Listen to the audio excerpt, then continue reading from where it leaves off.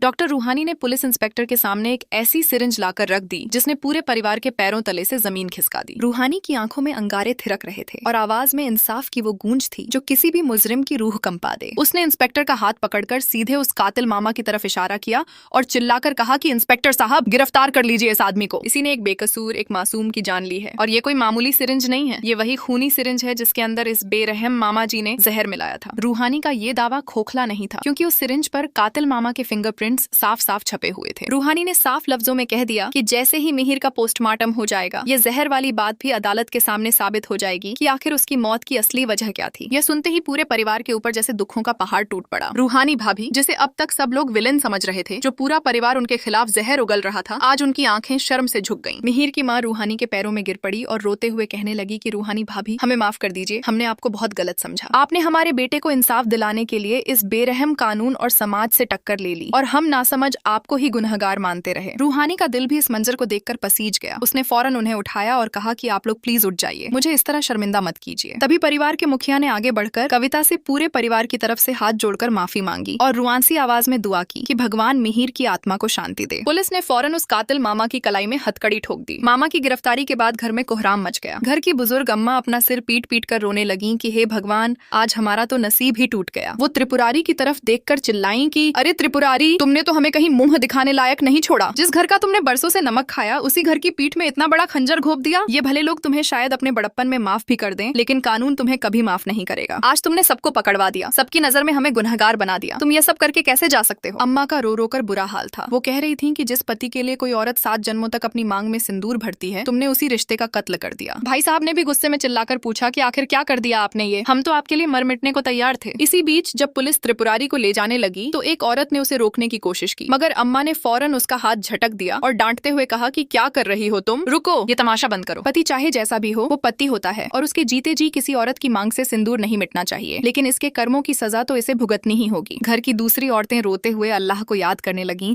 कि अब हम इस समाज में कैसे रहेंगे, कैसे मुंह दिखाएंगे अल्लाह को। तभी इस पूरी कहानी का मास्टरमाइंड, जो अब तक पर्दे के पीछे छुपा हुआ था, एक गहरी मुस्कान के साथ सामने आया। उसने रूहानी की तरफ देखा और तंज कसते हुए कहा कि मिल गए सारे सवालों के जवाब, या अभी भी कुछ और पूछना बाकी है तो पूछ लो। फिर उसने कंपाउंडर की तरफ रुख किया और बड़े ही अजीब लहजे में बोला कि ये बात तो माननी पड़ेगी कंपाउंडर कि ये दुनिया चाहे तुम्हारे टुकड़े टुकड़े क्यों न कर दे, तुम हर बार फिर से खुद को समेटकर खड़ी हो ही जाती हो। हमें वाकई तुम पर गर्व है। लेकिन दूसरी तरफ नफरत की आग में जल रही औरतें कोने में खड़ी होकर फुसफुसा रही थीं कि इस टीटी की बेटी की वजह से आज हम कहीं के नहीं रहे, हमारा पूरा खेल बर्बाद हो गया। हमने कितने जतन किए, कितने दांव पेंच लगाए कि इस लड़की को रास्ते से हमेशा हमेशा के लिए हटा दें, लेकिन पता नहीं ये लड़की है या कोई पिशाचिनी जो न तो मरती है और न ही हमारा पीछा छोड़ती है। जब एक औरत ने दूसरी को डांटते हुए कहा कि हट पीछे, अपना ये जो रायता फैलाया है ना, उसे अब खुद ही समेटो, तो वो गिड़गिड़ाने लगी कि मुझे ऐसा मत कहिए, कुछ दिनों के लिए मुझे अपने पास रख लीजिए, अब तो हम भी आपके जैसे ही बेघर और बेइज्जत हो गए हैं। तभी नागेश्वर चौधरी के कमरे में एक गुप्त मीटिंग शुरू होती है, जहाँ पैसों की हवस और साजिशों का एक नया घिनौना चेहरा सामने आता है। नागेश्वर ने गुस्से में त्रिपुरारी को डांटते हुए कहा कि ए त्रिपुरारी, तो फिर तुमसे किसने कहा था कि इस वक्त उस लड़के को फंसाने के लिए अपनी टांग अड़ाओ? हमारी बात तो पहले ही साफ साफ तय हो चुकी थी ना कि हम नागेश्वर चौधरी के सारे पैसे लेकर चुपचाप यहाँ से उड़न छू हो जाएंगे। तो फिर काहे तुमने अपना दिमाग चलाया? सिर्फ एक मामूली थप्पड़ का बदला लेने के लिए तुमने इतना बड़ा रिस्क ले लिया और हमारा पूरा प्लान चौपट करने की कगार पर ले आए। अब इससे पहले कि यह सोने की चिड़िया हमारे हाथ से निकल जाए और यह मौका हमेशा के लिए खत्म हो जाए, हमें उस नागेश्वर चौधरी की पूरी दौलत पर हाथ मारना ही पड़ेगा, समझे या नहीं? त्रिपुरारी ने आंखें चमकाते हुए पूछा कि हाँ, बात तो सही है, लेकिन वो पैसा हम आखिर ऐंठेंगे कैसे? गुरु ने मुस्कुराते हुए कहा कि तुम ठीक कह रहे हो, जाओ वरना देर हो जाएगी। लेकिन याद रखना 20 करोड़ रुपए बहुत कम है गुरु। वैसे तुम्हें ये सब बताने की जरूरत तो नहीं है, लेकिन फिर भी एक पार्टनर होने के नाते बता रहा हूँ कि हमें वो सारा पैसा जल्द से जल्द चाहिए। तभी अचानक कमरे का माहौल बदल जाता है और शक की सुइयां गुरु की तरफ घूमने लगती हैं। नागेश्वर ने गुरु की आंखों में आंखें डालकर पूछा कि वैसे आज तुम बहुत पक्ष ले रहे थे।